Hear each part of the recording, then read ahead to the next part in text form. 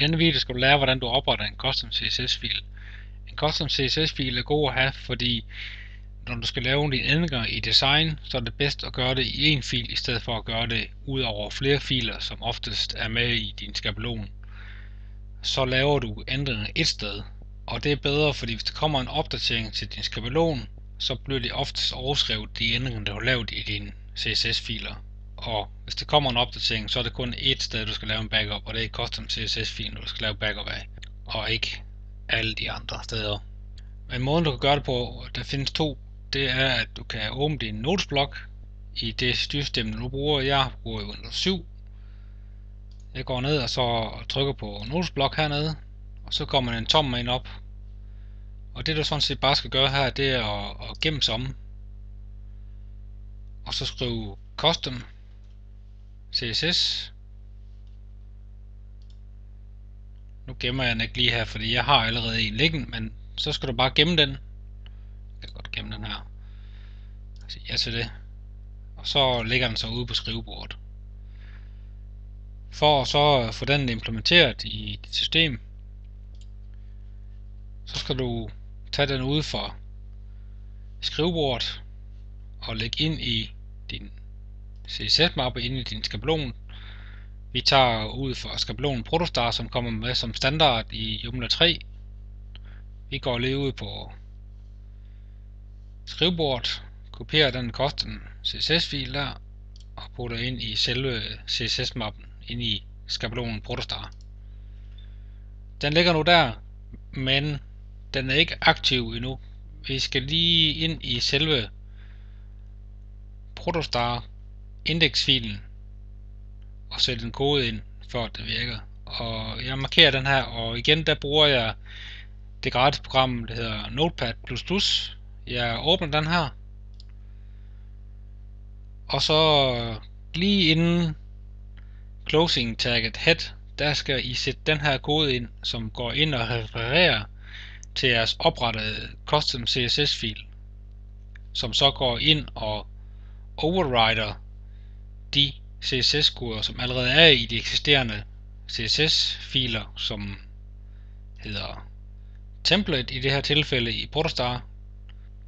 Og du kan nu gå ind og ændre den her custom CSS og sætte de der koder, det nu end du vil ændre. Det kan jo for eksempel være baggrunden på et modul, baggrunden på din hjemmeside, eller teksten, som er på din side.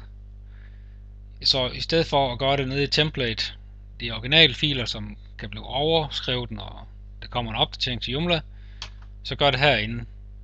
Det kan i nogle tilfælde, når du har en skabelon, være rigtig mange CSS-filer. I den her er det kun en enkelt som standard, men det er oftest nogle, der kan være op til over 10 eller 20.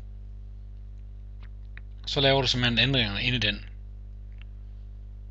Jeg kan lige prøve at gå ind og kigge på den her. Den er tom som standard nu, men du kan simpelthen gå ind og lægge din CSS ind her, som så går ind og overskriver det eksisterende, som er i skabelonen. Man kan også gøre det på en anden måde. Nu går jeg lige ind og sletter den her.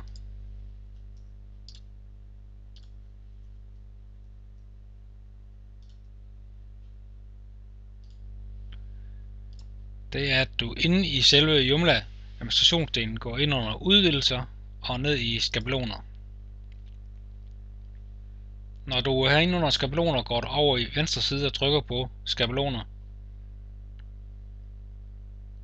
Du finder den skabelon, som er installeret i det tilfælde her, det er Protostar. Trykker på Protostar og går ind under CSS. Jeg vil gerne oprette en ny fil inde i CSS-mappen, og det gør jeg ved at trykke på ny fil. Jeg skal have vælge hvilken filtype det er, og i det tilfælde her er det CSS. Jeg skriver custom.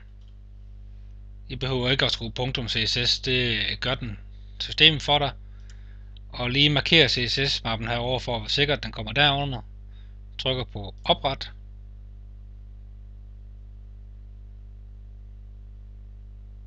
Og custom CSS-filen er nu kommet ind under mappen CSS, og du kan her begynde at redigere.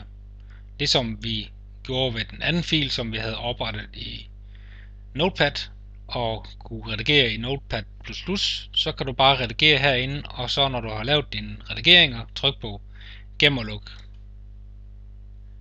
Det er den måde, man kan oprette custom CSS filer på, og det er en meget smart måde at kunne lave dine CSS-ændringer i forhold til at gå ind i de originale CSS-filer og ændre der, som ofte så bliver overskrevet, når der kommer en YOML-opdatering.